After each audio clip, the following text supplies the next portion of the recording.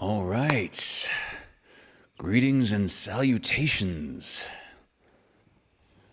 Welcome to Fireside Tales for Wolfgang, episode 51. It is, of course, October, and so that this brings unignorably to mind the fact that we've been doing this for over a year now. I find that I find that mind-boggling. Let's see who's here in the chat. Ruth Sanchez, Jeremy, returned from the cruise. Melissa Catano, Angelica Bolschweiler, hello. Christina Darling, hello. Yes, indeed. Meg Sampson quietly playing mahjong in the background. Can't miss the second half of Sleepy Hollow. I also have a very interesting question from Meg. I don't know if we are going to get, if we're going to have time to get to Ask Hunter Anything this evening. I have been accruing a few interesting questions in the last couple of weeks that I've not been doing that section of the show, have not gotten to that section of the show. So keep the questions coming in. The pool is growing deeper and yet more interesting.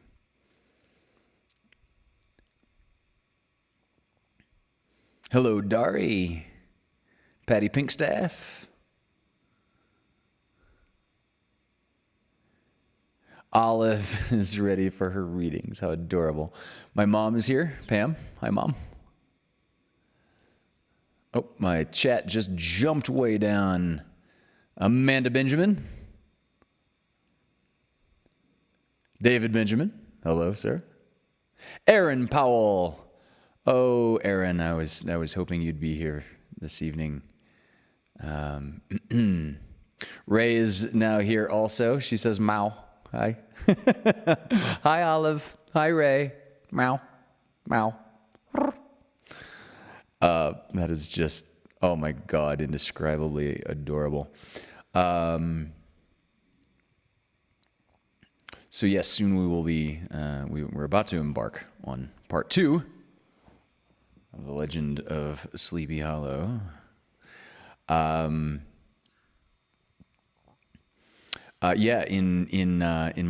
the catalog of questions, I got a really interesting question from my statistics teacher, Dr. Tu, that is actually an astrophysics question, and hopefully we'll have time to get to this. Michelle Vanderpool, hello. Mom's dropping in the note. Anyone else getting a message that says subscriber only mode? Messages that appear are from people who subscribe to this channel. So yes, if that's a setting that has, I'm not sure if that has recently been implemented. There were some changes at YouTube, or if I just started implementing it. Everyone is, of course, welcome to comment. It just requires the extra click of subscribe. If you haven't subscribed from the channel in which you are logged in, it only requires that you click subscribe. Then it'll allow you to post as much as you like. Hello, Terry Smith. Yeah, Dr. Dr. Tu. It's Dr. TU. Which, yeah, that's. I wonder. So the guy that played Obi-Wan Kenobi in the more recent films, God, he was in Moulin Rouge, etc. He has a brother who is in the Air Force, or at least these are the things that I've seen recently on the internet that I have not done my due diligence to verify. However, this one seems inconsequential enough to share as a rumor. It's kind of hysterical that Ewan McGregor has a brother in the British Air Force, I believe, and his like pilot nickname is Obi-2. I just thought that was hysterical. Yeah. But Dr. Two's question was essentially about solar system formation and how did the planets that are so delicately balanced in their orbits around the sun, how'd they get there? And that happens to coincide with an astrophysics lecture I was listening to just out of sheer coincidence this last weekend, where previously I had an answer for this, but the answer was really long-winded. If I were to type this out, it would have been like 3 pages. Now my answer is, if I were to type it out, under a paragraph. It's, just found it to be, found the question to be wonderfully fortuitous in its timing. Okay, it looks like we've got a few more people rolling in now. I imagine a bunch of folks were delayed by the commercial when you hit go.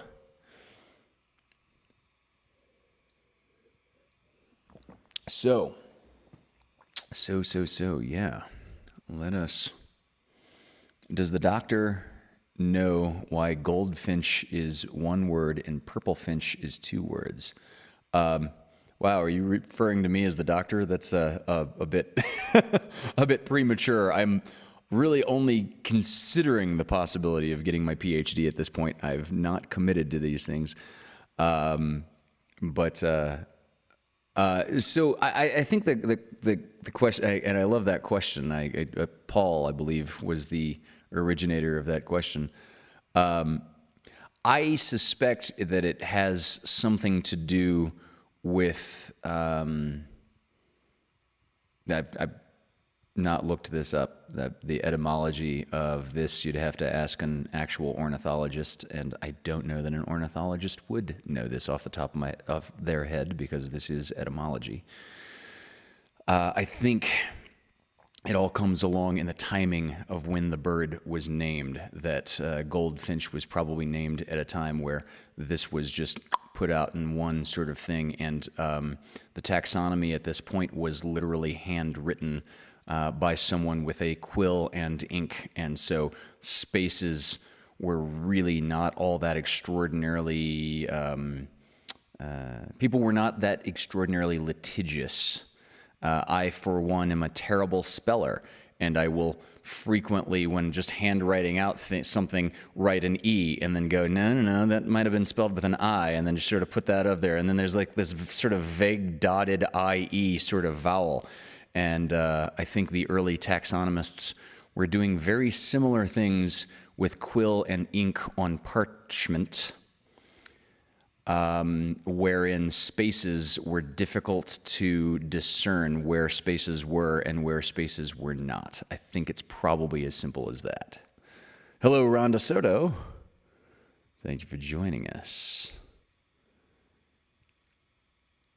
I'm the one that asked Paul on his first show. Okay, that's kind of... thank you, Patty Pinkstaff, who has clicked like, who has clicked save, and who has clicked share.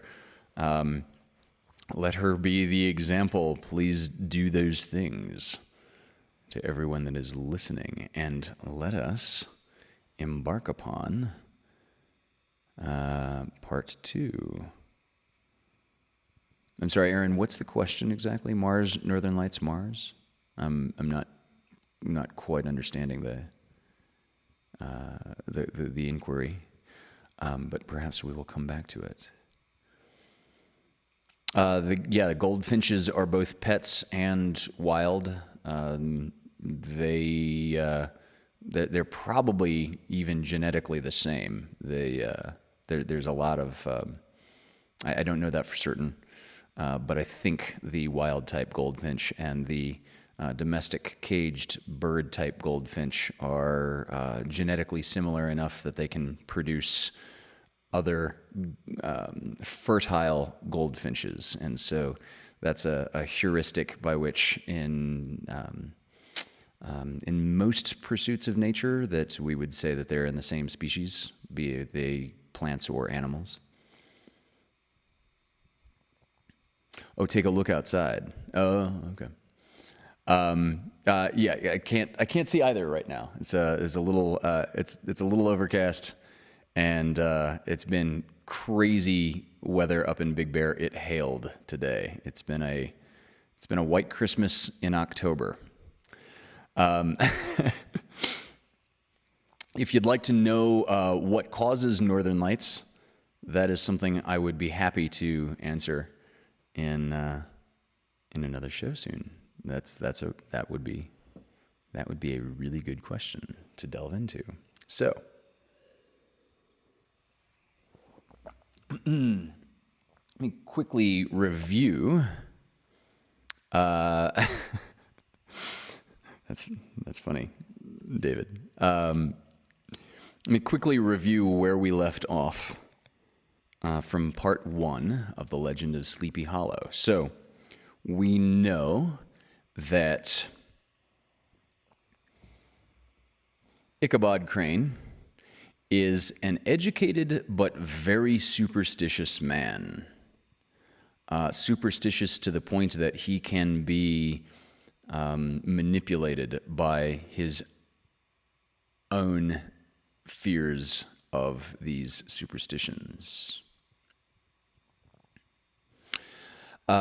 He's also in love with Katrina Van Tassel, the love interest, and there is an antagonistic character nicknamed Brom Bones, who seems to be a very, very much like the prototype for Gaston in what's the Disney movie that Gaston is in? Was that Beauty and the Beast? That must be right.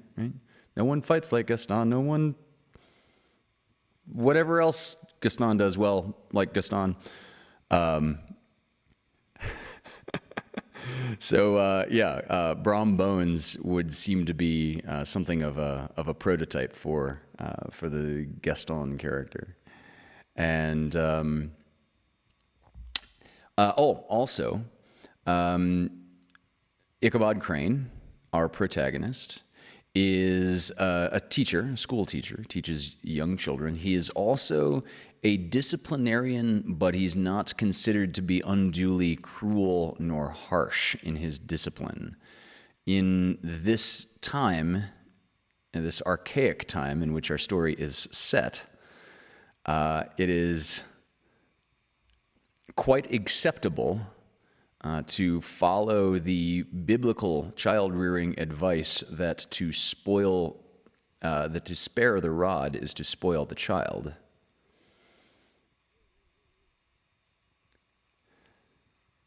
You're welcome, Meg.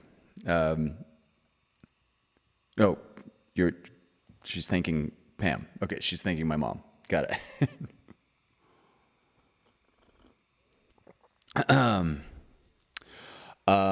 So Ichabod is a school teacher, and is an appropriately harsh but distinctly not cruel disciplinarian. I think. Oh, and one more thing: the Tappan Zee is, I guess, describable as a geologic formation. It's specifically an area of the river, of the Hudson River. It is not the 6th great ape primate that you never heard of in school. So, with that,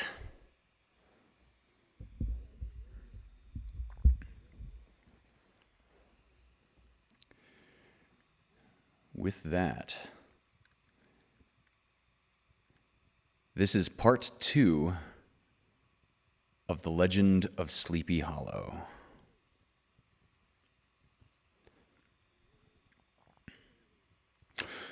On a fine autumnal afternoon, Ichabod, in pensive mood, sat enthroned on the lofty stool from whence he usually watched all the concerns of his little literary realm. In his hand he swayed a giant ruler, that scepter of despotic power. The birch of justice reposed on 3 nails behind the throne, a constant terror to evil doers, while on the desk before him might be seen sundry contraband articles and prohibited weapons detected upon the persons of idle urchins, such as half-munched apples, pop guns, whirligigs, fly cages, and whole legions of rampant little paper gamecocks. Apparently, there had been some appalling act of justice recently inflicted, for his scholars, the children students, were all busily intent upon their books, or slyly whispering behind them, with one eye kept upon the master, and a kind of buzzing stillness reigned throughout the schoolroom. It was suddenly interrupted by the appearance of a messenger in tow-cloth jacket and trousers, a round crowned hat, and mounted on the back of a ragged, wild, half-broken colt, which he managed with a rope by way of halter. He came clattering up to the school door with an invitation to Ichabod to attend a merrymaking or quilting frolic to be held that evening at Mayen Herr Van Tassel's, and, having delivered his message with that air of importance and effort at fine language, he dashed over the brook and was seen scampering away up the hollow, full of the importance and hurry of his mission. All was now bustle and hubbub in the late quiet schoolroom. The scholars were hurried through their lessons without stopping at trifles. Those who were nimble skipped over half with impunity, and those who were tardy had a smart application now and then in the rear to quicken their speed or help them over a tall word. Books were flung aside without being put away on the shelves. Inkstands were overturned, benches thrown down, and the whole school was turned loose an hour before the usual time, bursting forth like a legion of young imps, yelping and racketing in joy at their early emancipation. The gallant Ichabod now spent at least an extra half an hour at his toilette, brushing and furbishing up his best and only suit of rusty black, and arranging his locks by a bit of broken looking glass that hung up in the schoolhouse, so that he might make his appearance before his mistress in the true style of a cavalier. He borrowed a horse from the farmer with whom he was domiciled, and, thus gallantly mounted, issued forth like a knight-errant in quest of adventures. But I should, in the true spirit of romantic story, give some account of the looks and equipments of my hero and his steed. The animal he bestrode was a broken-down plow horse who had outlived almost everything but its viciousness. He was gaunt and shaggy. His rusty mane and tail were tangled and knotted with burrs. One eye had lost its pupil and was glaring and spectral, but the other had the gleam of a genuine devil in it. Still, he must have had fire and metal in his day, if we may judge from the name he bore of Gunpowder. He had, in fact, been a favorite steed of his old master's, the choleric Van Ripper, who was a furious rider and had infused, very probably, some of his own spirit into the animal. For, old and broken down as he looked, there was more of the lurking devil in him than in any young filly in the country. Ichabod was a suitable figure for such a steed. He rode with short stirrups, which brought his knees nearly up to the pommel of his handle. His sharp elbows stuck out like grasshoppers. He carried his whip perpendicularly in his hand like a scepter, and as his horse jogged on, the motion of his arms was not unlike the flapping of a pair of wings. A small wool hat rested on top of the man's nose for his scanty strip of forehead, and the skirts of his black coat fluttered out almost to the horse's tail.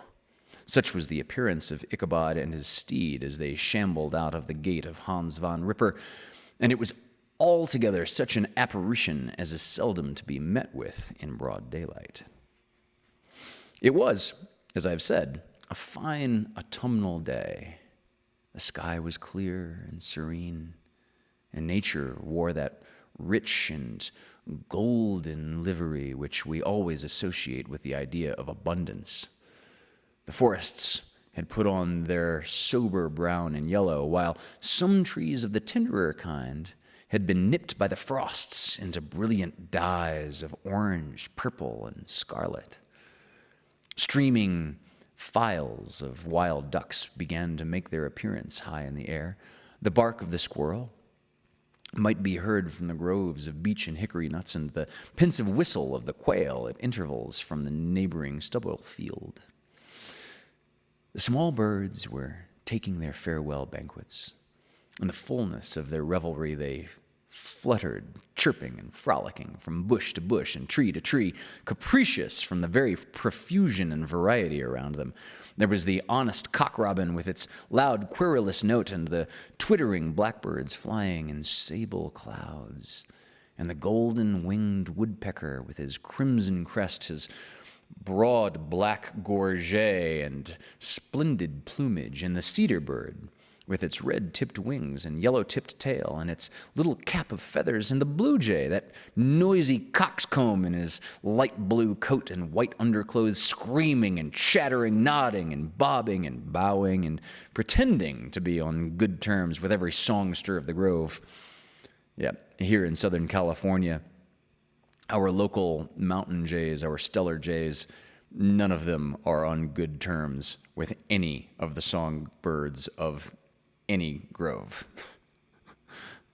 Sounds like on the East Coast, they keep similar sociopathic bird tendencies. Back to the story, however.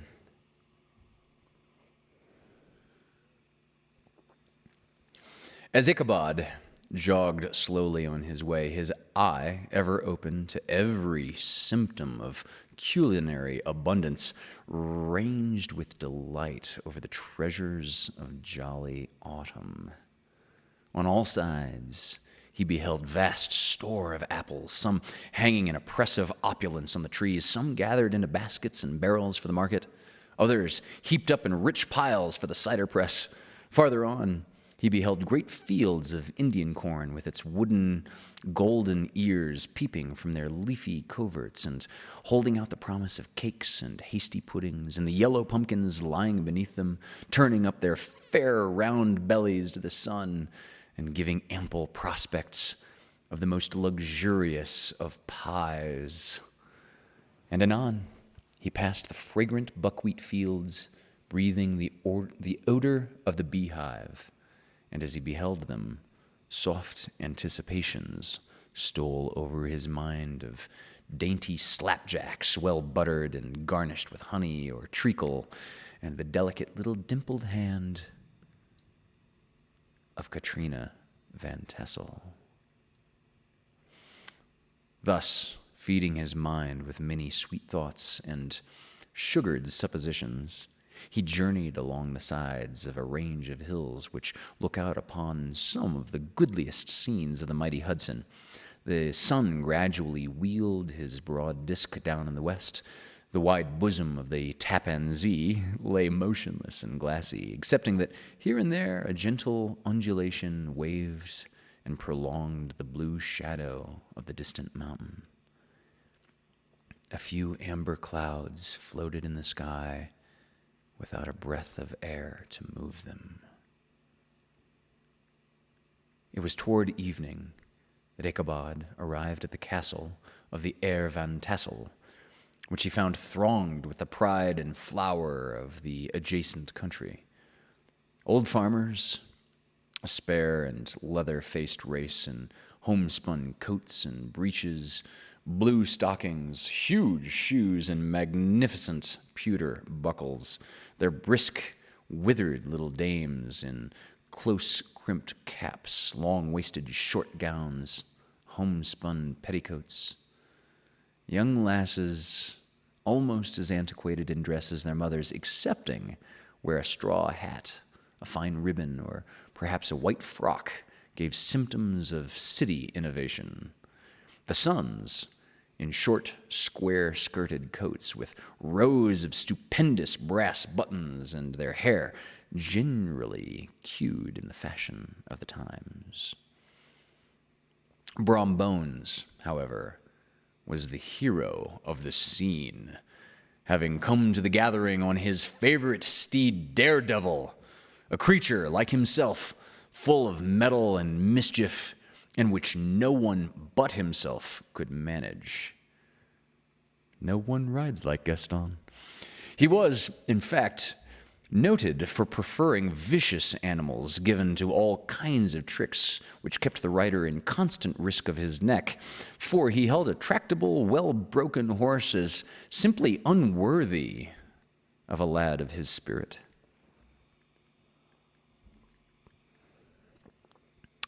Fain would I pause to dwell upon the world of charms that burst upon the enraptured gaze of my hero as he entered the state parlor of Van Tassel's mansion, not those of the bevy of buxom lasses with their luxurious display of red and white, but the ample charms of a genuine Dutch country tea table in the sumptuous time of autumn.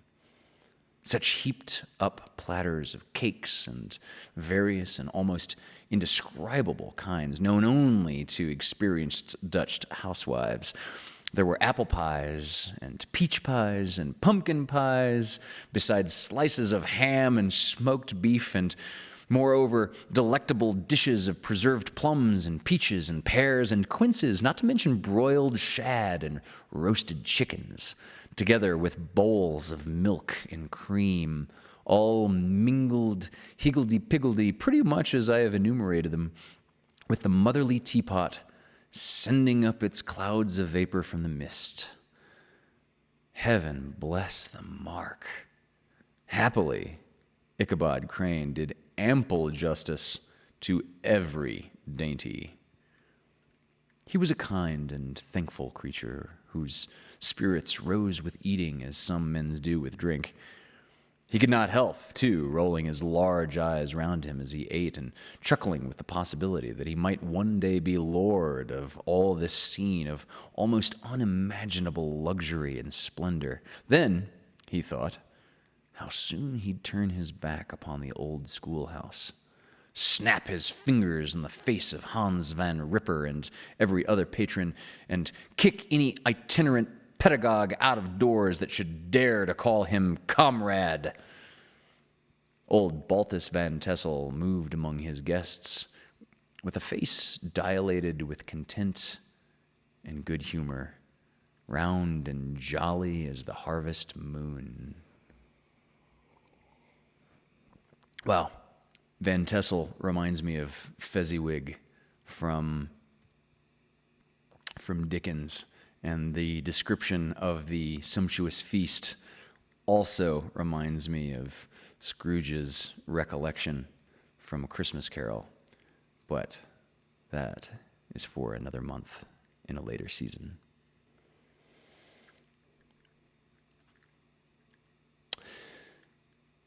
Balthus Van Tassel's hospitable attentions were brief but expressive, being confined to the shake of the hand, a slap on the shoulder, a loud laugh, and a pressing invitation to fall to, help themselves.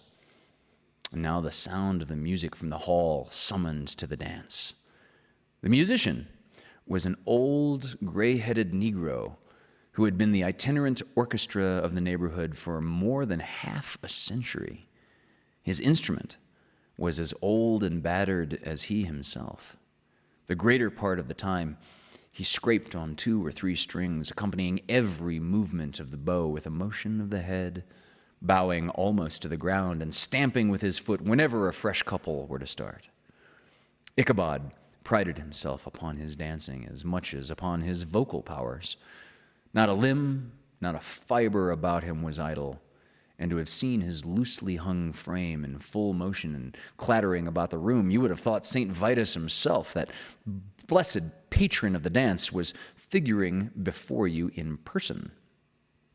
The lady of his heart was Ichabod's partner in the dance, and she smiled graciously in reply to all his amorous oglings, while Brom Bones, sorely smitten with love and jealousy, sat brooding by himself in one corner. When the dance was at an end, Ichabod was attracted to a knot of folks who, with old Van Tassel, sat smoking at one end of the piazza, gossiping over former times and drawing out long stories. This neighborhood, at the time of which I am speaking, was one of those highly favored places. Just sufficient time had elapsed to enable each storyteller to dress up his tale with a little becoming fiction and, in the indistinctness of his recollection, to make himself the hero of every exploit. But all these were nothing to the tales of ghosts and apparitions that came next. The neighborhood is rich in legendary treasures of the kind. Local tales and superstitions thrive best in these sheltered, long-settled retreats.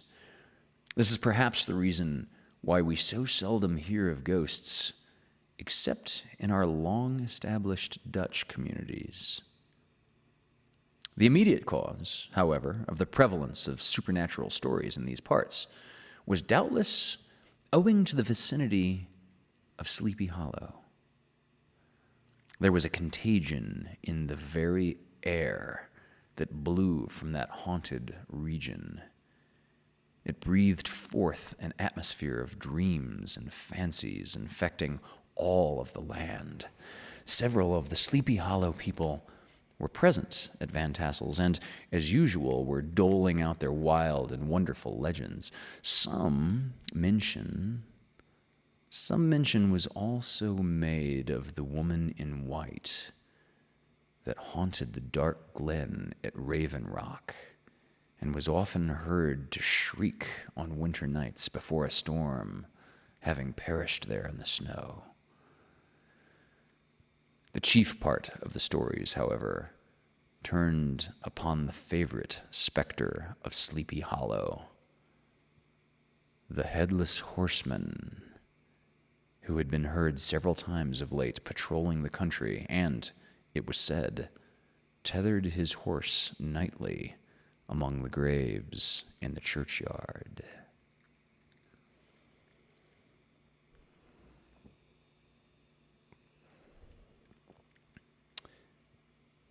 The sequestered situation of this church seems always to have made it a favorable haunt of troubled spirits.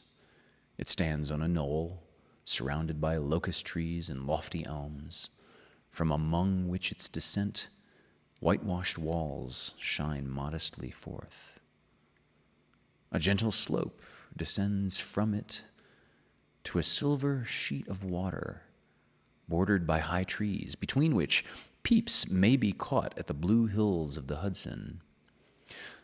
On one side of the church extends a wide woody dell, along which raves a large brook among broken rocks and trunks of fallen trees.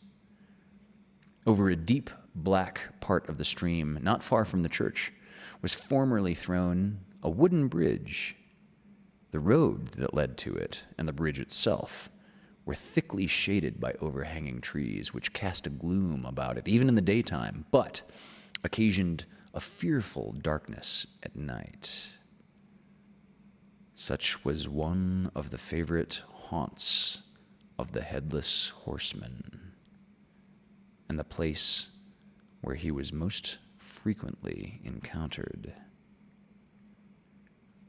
The tale was told of old Brower, a most heretical disbeliever in ghosts, how he met the horseman returning from his foray into Sleepy Hollow and was obliged to get up behind him, how they galloped over bush and brake, over hill and swamp until they reached the bridge, when the horseman suddenly turned into a skeleton, threw old Brower into the brook and sprang away over the treetops with a clap of thunder. This story was immediately matched by a thrice marvelous adventure of Brom Bones, who made light of the galloping Hessian as an errant jockey. He affirmed that, on returning one night from a neighboring village, he had been overtaken by this midnight trooper, that he had been offered to race with him for a bowl of punch, and should have won it too, but for the daredevil beat the goblin horse. But just as they came to the church bridge, the Hessian bolted and vanished in a flash of fire. All these tales told in that drowsy undertone with which men talk in the dark, the countenances of the listeners only now and then receiving a casual gleam from the glare of a pipe, sank deep in the mind of Ichabod.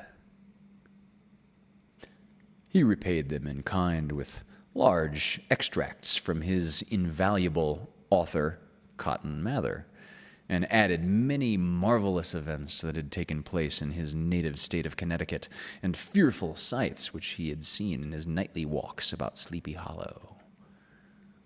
The revel now gradually broke up. The old farmers gathered together their families in their wagons, and were heard for some time rattling along the hollow roads and over the distant hills.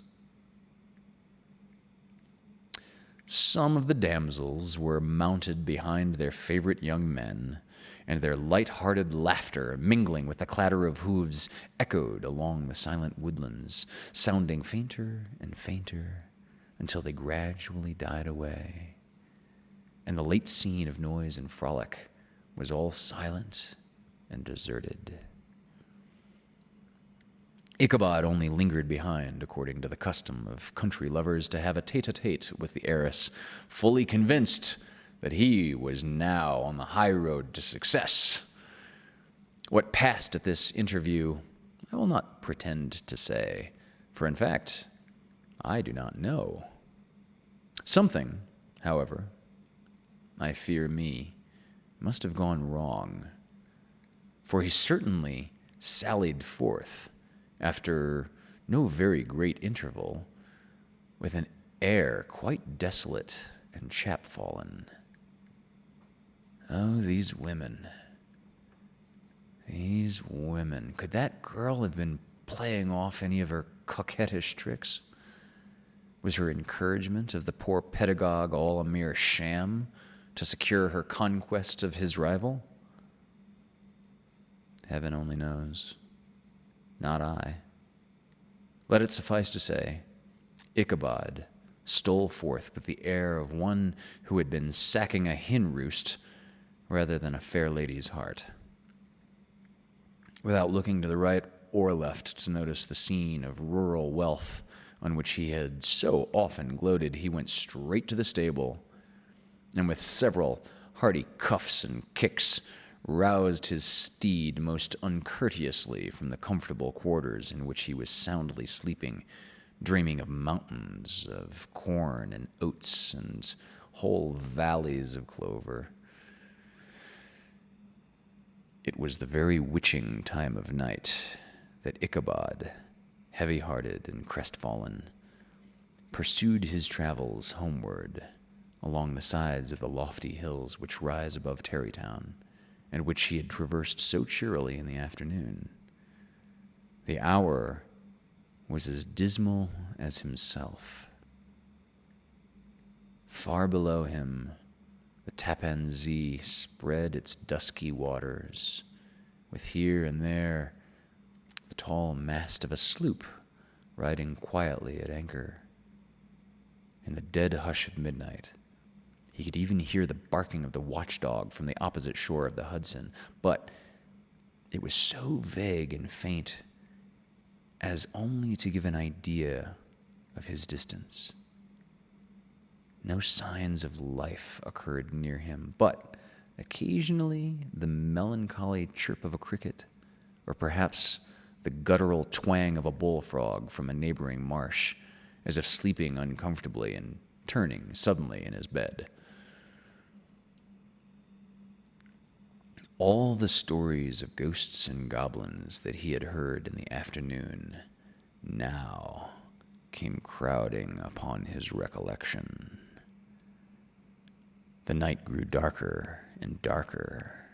The stars seemed to sink deeper in the sky, and driving clouds occasionally hid them from his sight. He had never felt so lonely and dismal. He was, moreover, approaching the very place where many of the scenes of the ghost stories had been laid. In the center of the road stood an enormous tulip tree, which towered like a giant above all the other trees of the neighborhood and formed a kind of landmark. Its limbs were gnarled and fantastic, large enough to form trunks for ordinary trees, twisting down almost to the earth and rising again into the air. It was connected with the tragical story of the unfortunate Andre, who had been taken prisoner hard by and was universally known by the name of Major Andre's Tree. The common people regarded it with a mixture of respect and superstition, partly out of sympathy for the fate of its ill-starred namesake, and partly from the tales of strange sights and doleful lamentations told concerning it. As Ichabod approached this fearful tree, he began to whistle. He thought his whistle was answered, but it was but a blast sweeping sharply through the dry branches. As he approached a little nearer, he thought he saw something white hanging in the midst of the tree. He paused and ceased whistling, but on looking more narrowly, perceived that it was a place where the tree had been scathed by lightning and the white wood laid bare. Suddenly he heard a groan.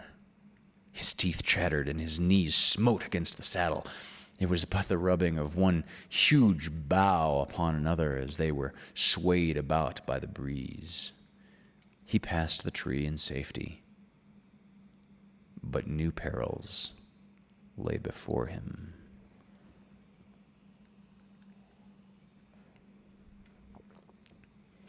About 200 yards from the tree, a small brook crossed the road and ran into a marshy and thickly wooded glen, known by the name of Wiley's Swamp. A few rough logs laid side by side served for a bridge over this stream.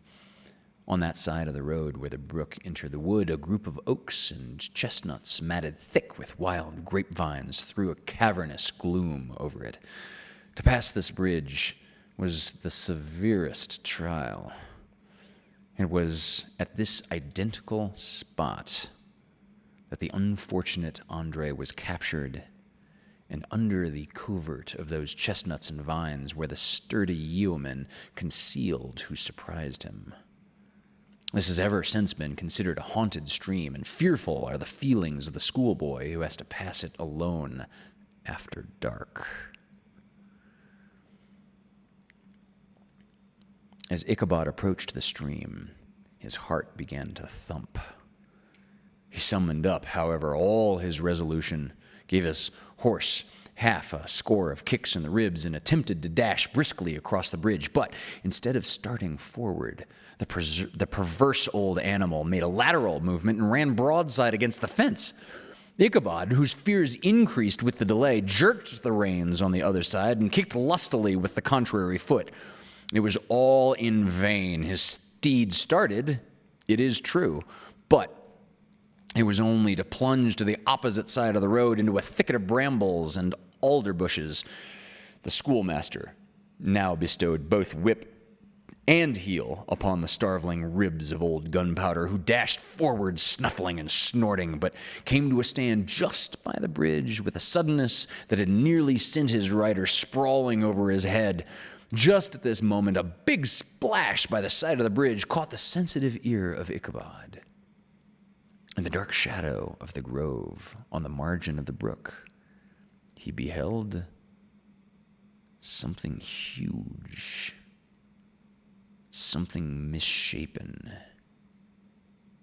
something towering. It stirred not, but seemed gathered up in the gloom, like some gigantic monster ready to spring upon the traveler. The hair of the affrighted pedagogue rose upon his head with terror. What was to be done? To turn and fly was now too late, and besides, what chance was there of escaping ghost or goblin, if such it was, which could ride upon the wings of the wind? Summoning up, therefore, a shadow of courage, he demanded in stammering accents, "Who are you?" He received no reply. He repeated his demand in a still more agitated voice. Still, there was no answer. Once more, he cudgeled the sides of the inflexible gunpowder and, shutting his eyes, broke forth with involuntary fervor into a psalm tune. Just then, the shadowy object of alarm put itself in motion and with a scramble and a bound stood at once in the middle of the road. Though the dark night was dismal, yet the form of the unknown might now in some degree be ascertained.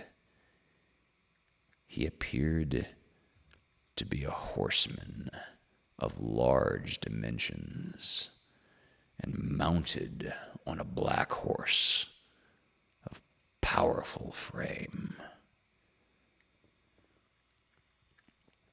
He made no offer of molestation or sociability, but kept aloof on one side of the road, jogging along on the blind side of old Gunpowder, who had now got over his fright and waywardness.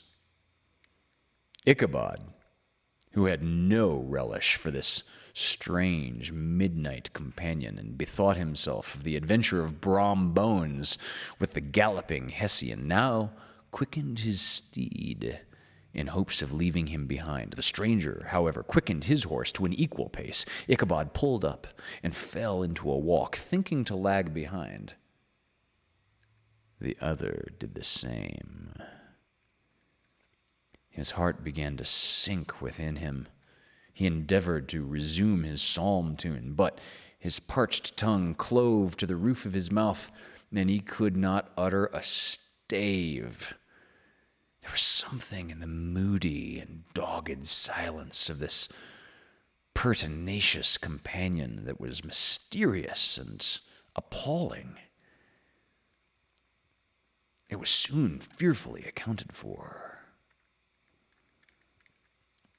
On mounting a rising ground, which brought the figure of his fellow traveler in relief against the sky, gigantic in height and muffled in a cloak, Ichabod was horror-struck on perceiving that he was headless. But his horror was still more increased on observing that the head, which should have rested on his shoulders, was carried before him on the pommel of his saddle. His terror rose to desperation. He rained a shower of kicks and blows upon Gunpowder, hoping by a sudden movement to give his companion the slip, but the specter started full jump with him.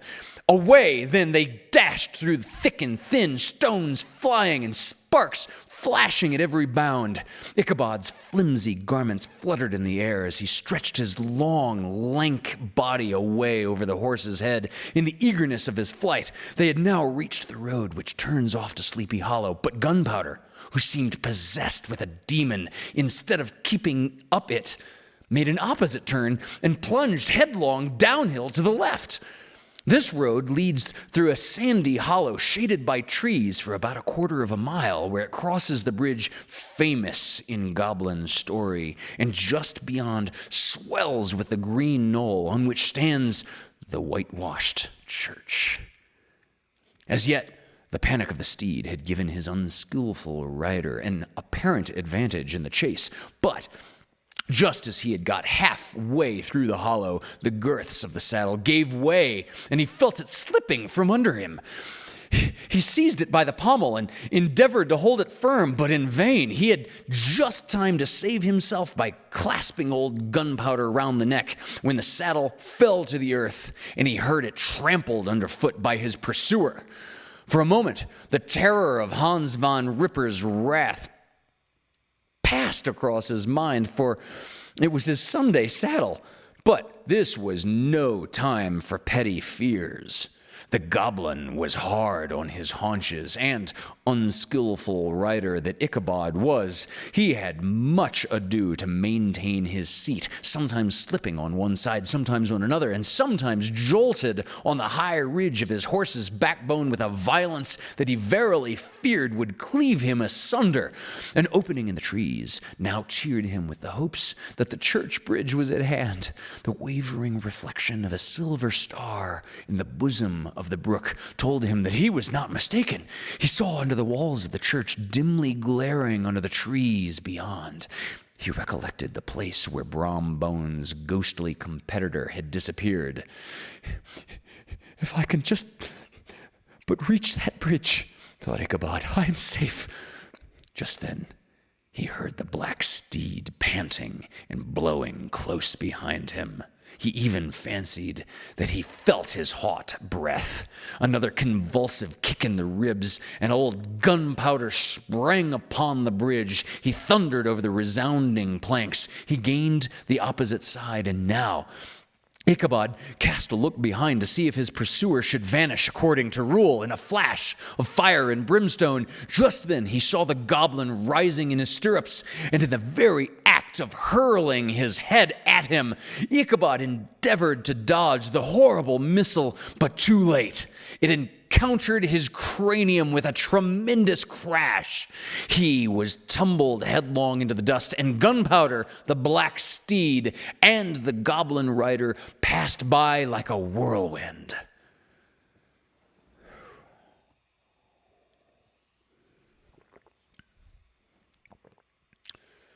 The next morning, the old horse was found without his saddle, and with the bridle under his feet, soberly cropping the grass at his master's gate.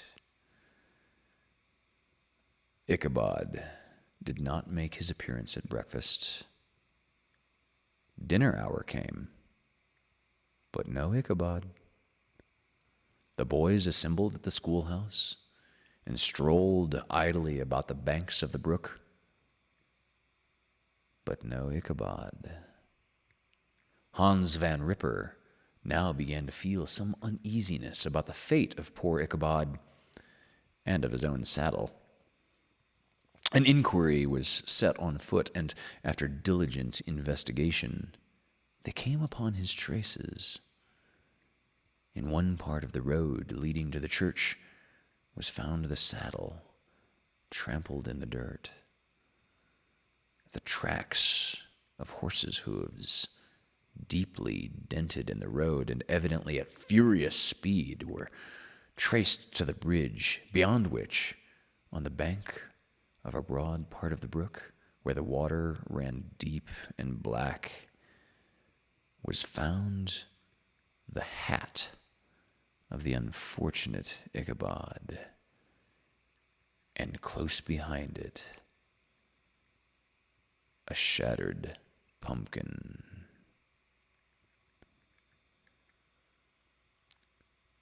The brook was searched, but the body of the schoolmaster was not to be discovered. Hans van Ripper, as executor of his estate, examined the bundle which contained all his worldly effects. They consisted of 2 shirts and a half, 2 stocks for the neck, a pair or 2 of worsted stockings, an old pair of corduroy small clothes, a rusty razor, a worn book of psalm tunes, and a broken pitch pipe.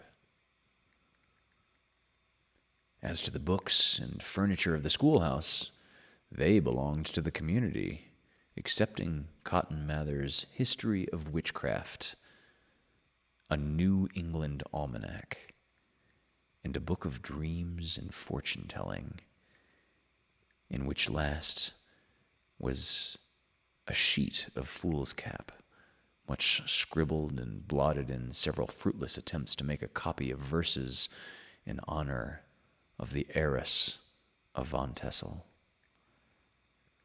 These magic books and the poetic scrawl were forthwith consigned to the flames by Hans von Ripper, who from that time forward determined to send his children no more to school, observing that he never knew any good come of this same reading and writing.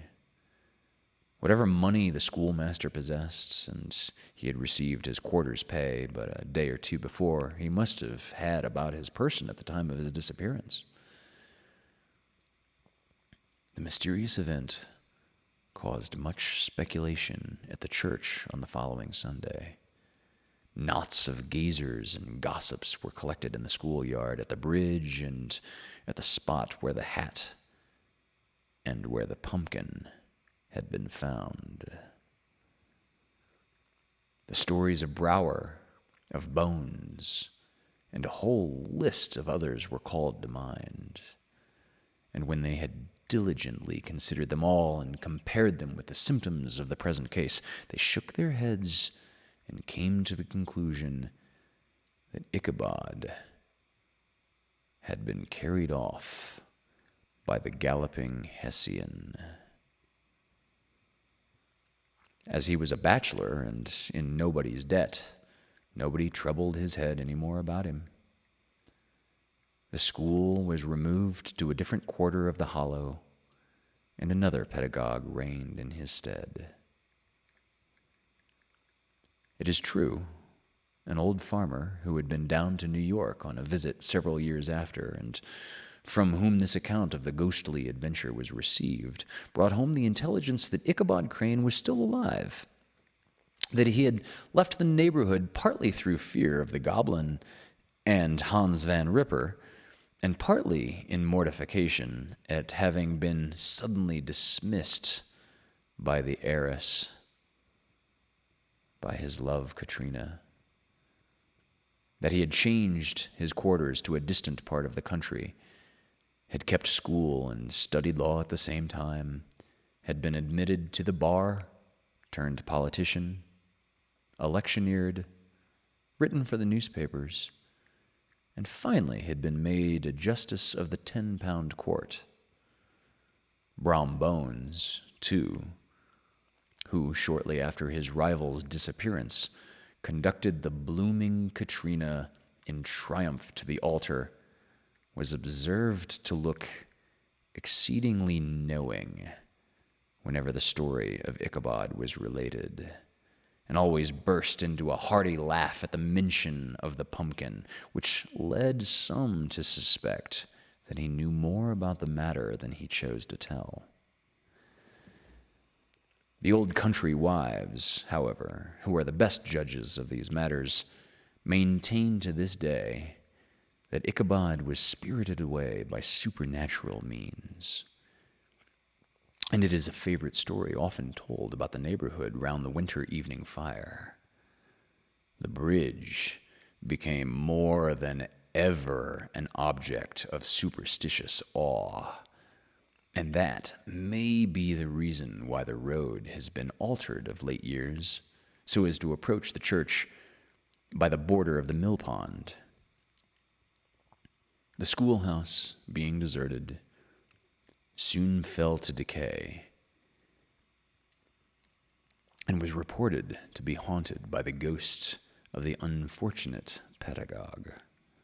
The plowboy, loitering homeward of a still summer evening, has often fancied the schoolmaster's voice at a distance, chanting a melancholy psalm tune among the tranquil solitudes of Sleepy Hollow.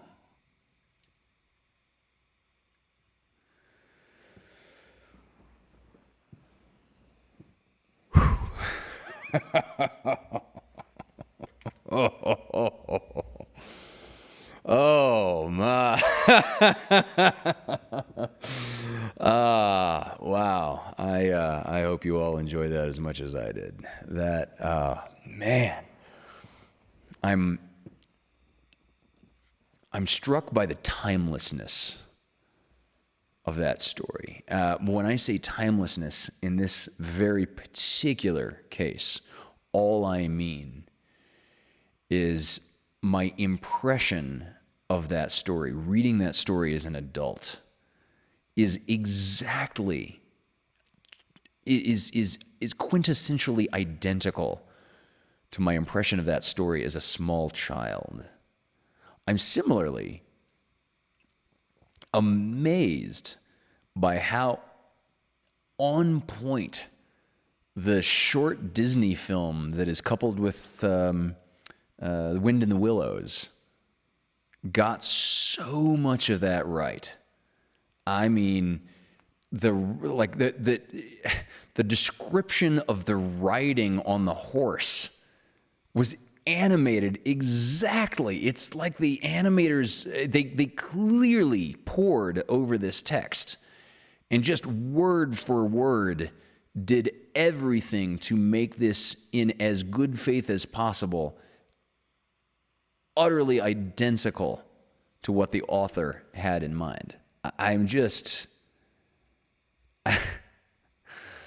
Peter Jackson did a really, really, really good job with Lord of the Rings. Disney did something brilliant with Washington Irving's publication here. Yeah, that... Oh my God, I love that story.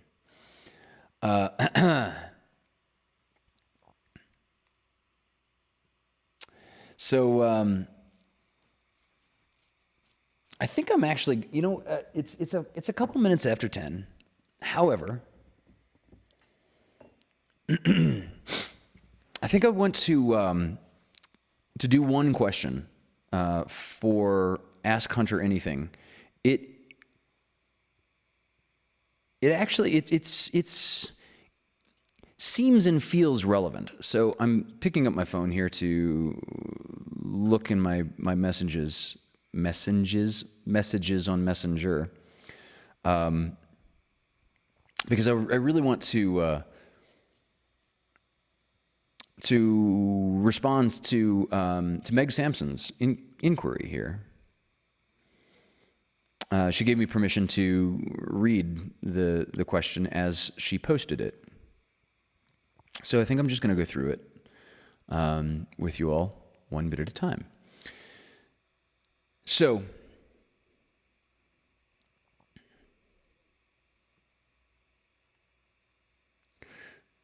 rearranging my screen a little.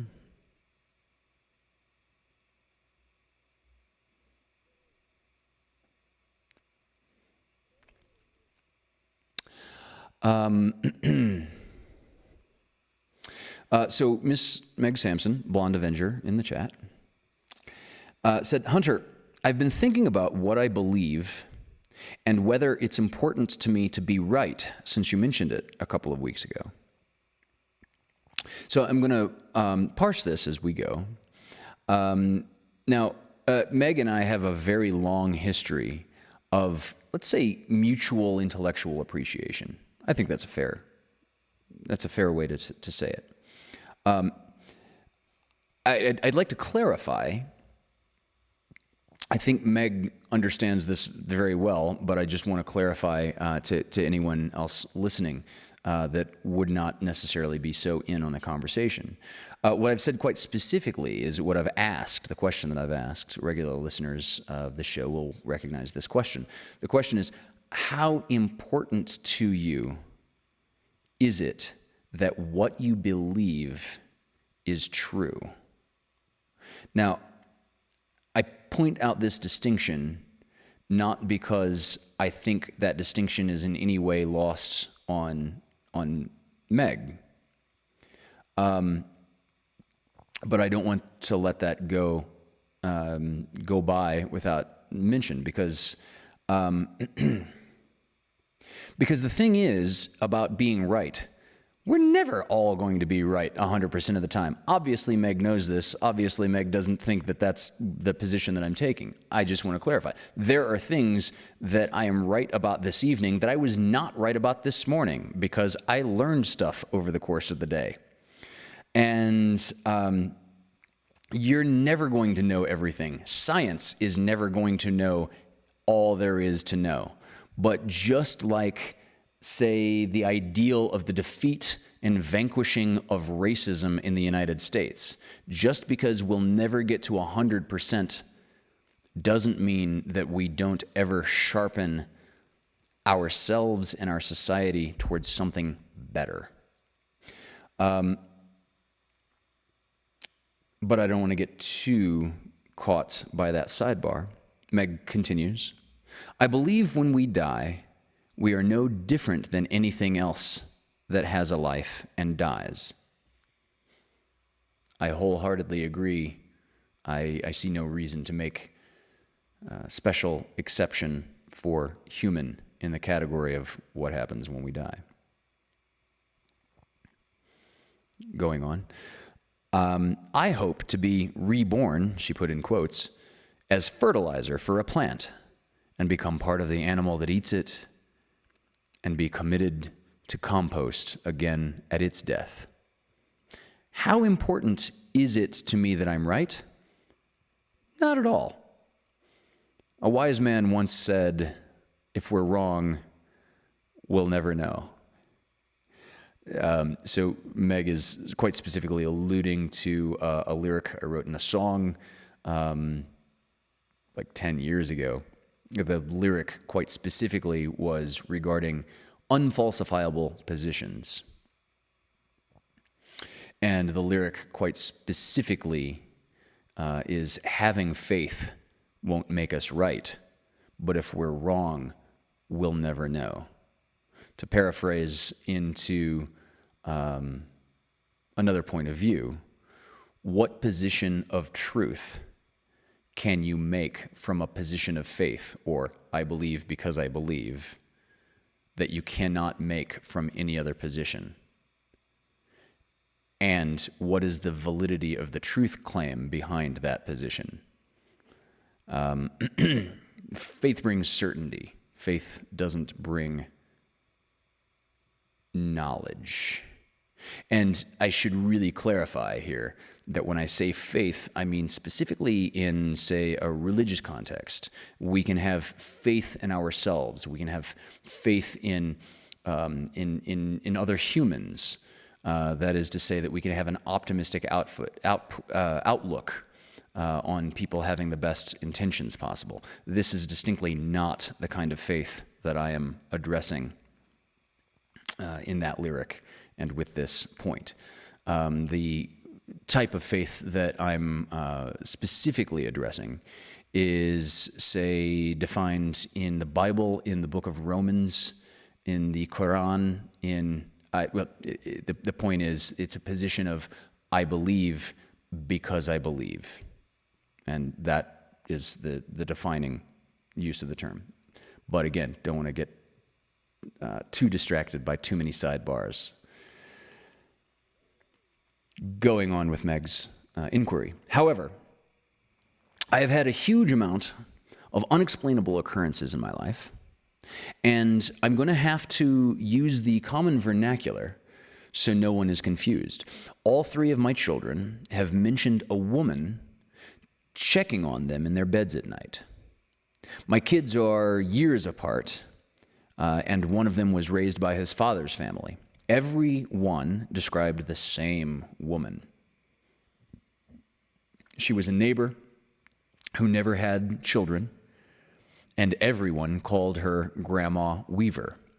She died during my first pregnancy, and I had no pictures of her for the children to have seen. They also lived in different states and didn't speak until they were teens.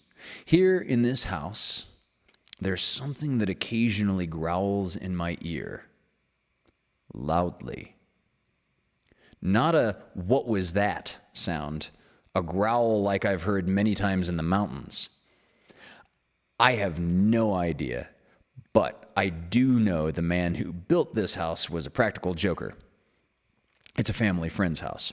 Like I said, I don't believe in any sort of afterlife, but I have these things and more that happen around me on a regular basis and have no good explanation for them. So I call them ghosts and spirits, even though I don't believe. If you have any answers for me, I'd love to consider them. Spectacular question.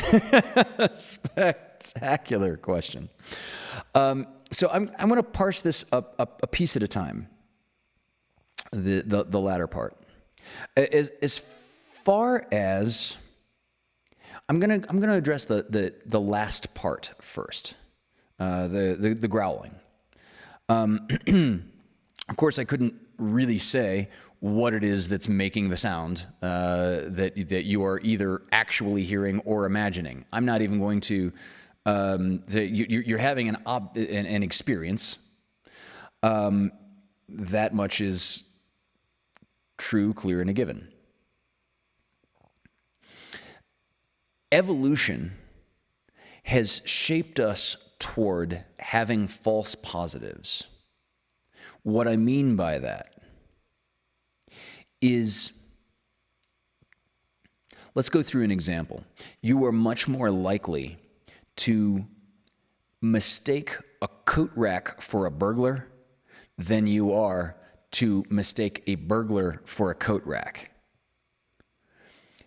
Evolutionarily speaking, why this is pretty clear. Because for our ancestors living out on, say, the African plains in the tall grasslands, you hear a rustling in the grass over there. It is a mistake that will remove you from the gene pool if you just go lazy and assume that rustling in the grass was the wind, when in actuality it's a lion. Other way around, if you hear rustling in the grass and you are wrong the other way, you assume it to be a lion when it's really just a rustling in the wind, that has cost you nothing but a little shot of adrenaline and a little increase of pulse, and you're okay. One mistake is pretty inexpensive. One mistake is absolutely deleterious to your genes. So, we recognize patterns. We recognize things in nature. We see patterns where there are not patterns. In the case of the lion in the grass, in the case of the burglar and the coat rack analogy, we tend to assign agency where there is not agency. Because again, the camouflage is all about there's no agent here, there's no creature here. Either they're doing it defensively or they're a predatory hunter. Either way, they are. This is evolution trying to fool you into assuming there is not agency in an animal that is present and right in front of you. That there's no animal there. So I say again, we are. Because of how evolution has shaped us in how we perceive the world, it is much better for you, evolutionarily speaking, to assume that there is something there when there actually isn't, than other way around, to assume that there is nothing there when there really was. And even just the thought of Viggo Mortensen did this movie called The Prophecy, where he played the devil. And he's looking at the protagonist, who is a fallen priest. And he's got this monologue, and he looks at him and he goes, "Little Tommy Daggett, oh, I haven't seen you in years. I remember how as a child you used to climb into your bed and pull the covers over your head and pray and pray and pray that I wasn't under the bed. And I was.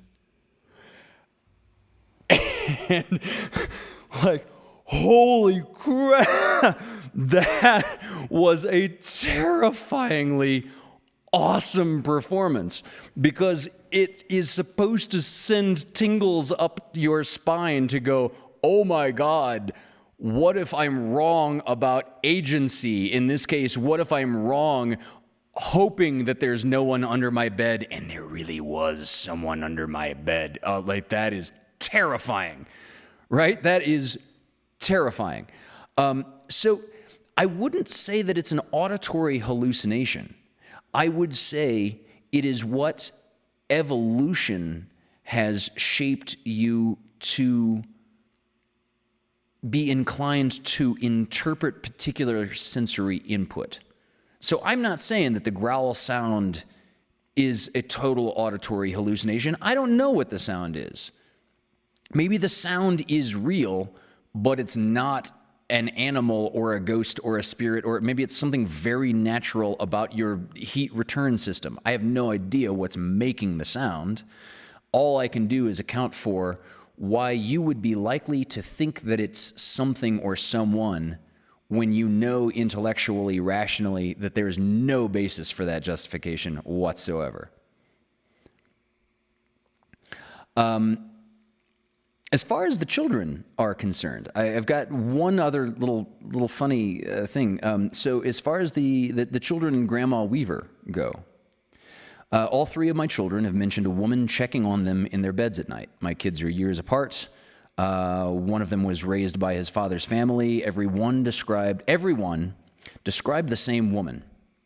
She was a neighbor who never had children, and everyone called her Grandma Weaver. She died during my first pregnancy, so obviously Meg is saying none of the kids could have ever actually seen this person in life. They also lived in different states and didn't speak until they were teens. So this jumps out at me as an obvious conflation of, let's call it comparing notes. So when I personally was let's say when I was younger, when I was a religious thinker, one of my favorite allegories, I love this to this day. It's so extremely insightful. One of my favorite allegories is you have three blind prophets that are going into the jungle, into this deep jungle, where they understand God resides. All the prophets are blind, all three of them. In this allegory, God is an elephant. They go into the jungle and they find the clearing where God resides. One puts their hand up and feels the trunk, the elephant's trunk, right? Another one puts their hand up and feels the huge, broad rib cage, the side, and the torso, the abdomen.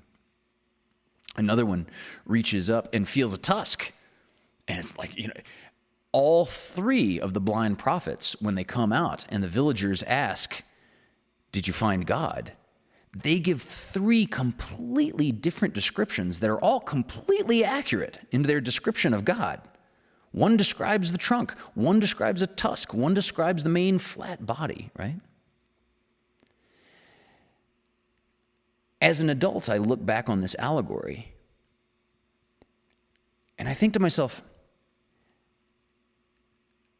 we're taking for granted in this allegory that the three blind men were feeling the same elephant. What if they were, for that matter, feeling three different elephants, right?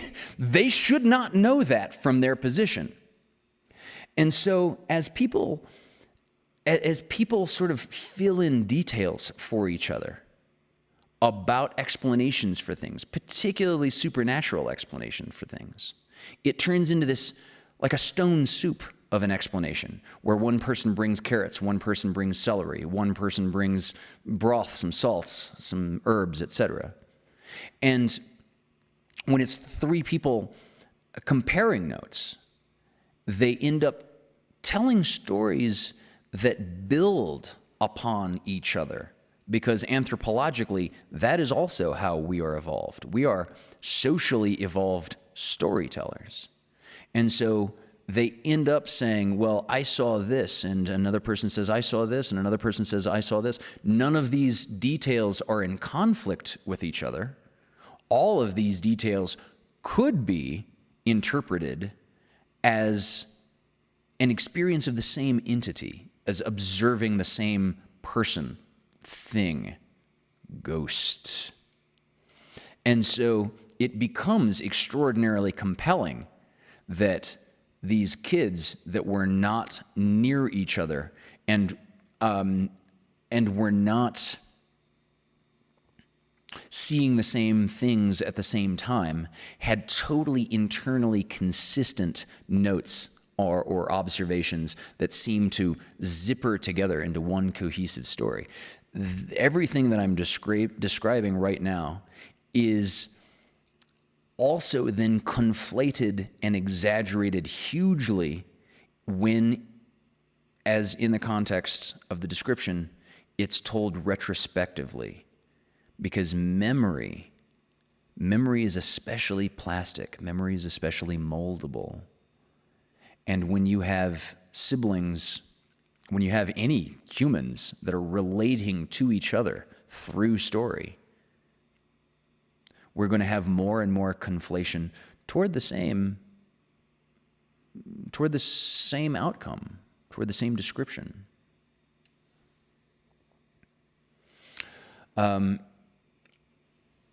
So yeah, there's, I can't, see, here's the bottom line from my perspective. I cannot say definitively, this is not a ghost. Ghosts, I can't prove that ghosts do not exist.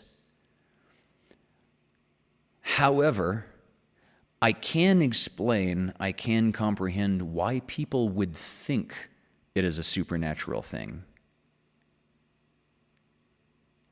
At the same time, I cannot produce evidence for the existence of the supernatural thing. So, being convinced that something does not exist is not the same as taking a position that I cannot defend that this thing does exist. And that's the camp that I tend to fall in philosophically.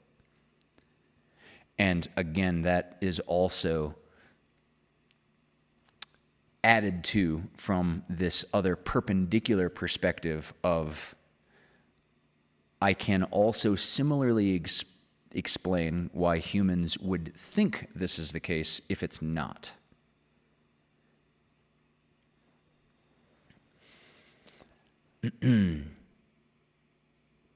Yeah, Paul, I saw that in the news myself. I didn't read the article, but I saw that a headline flash across my feed about a 3-year-old child that was, yeah, like, wow, talk about a terrifying parenting experience. From the glimpse of the thing that I saw, though, the kid was okay.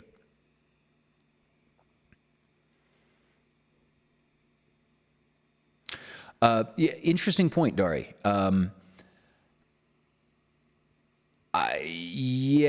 So Dari says, right, memory. Like when you have a dream and see a face, you only associate it later when you wake up. You actually see no real distinction in faces when you're dreaming. You associate when you're up.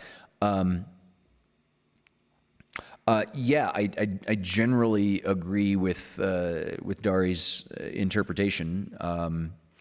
This is so your prefrontal cortex, the rational parts of your brain that make decisions and say this makes sense and this makes sense. Those parts, when you are dreaming, are offline. However, The visual cortex is very much online. Your emotional parts, your limbic system, are very much online when you are asleep.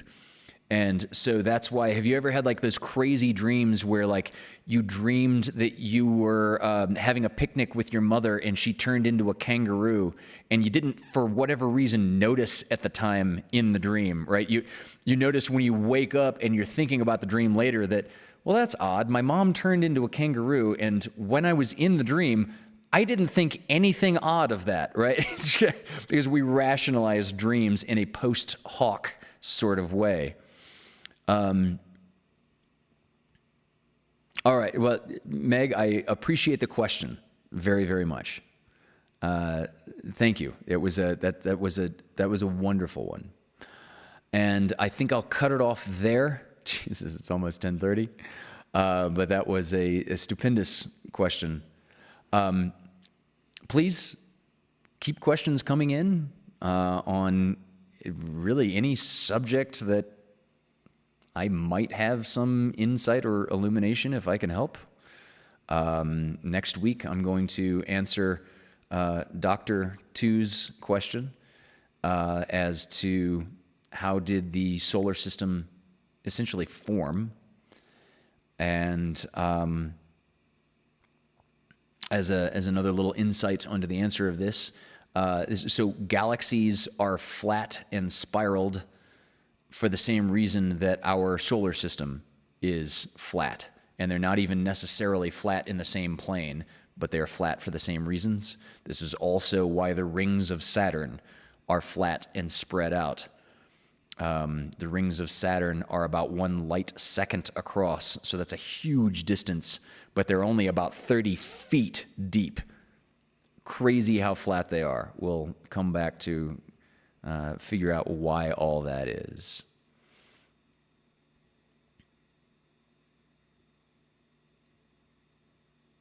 Paul says it's kind of like, how do places where 3 people died have 50 ghosts?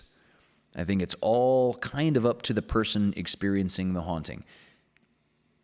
Yeah, Paul, I think I would even ask the other way around when you consider how many human beings have died in any given place. Why aren't we just like up to our noses in ghosts all the time? Why is this a thing that could be true as opposed to, oh my God, these ghosts won't leave me? Like I'm at the drive-thru at McDonald's and I can't like say my order into the thing without like a ghost messing with me. Why, why? Go the hell away, pretty please. Yeah. It gets really absurd really quickly when we start looking at numbers games, but perhaps we'll delve into that in another episode also.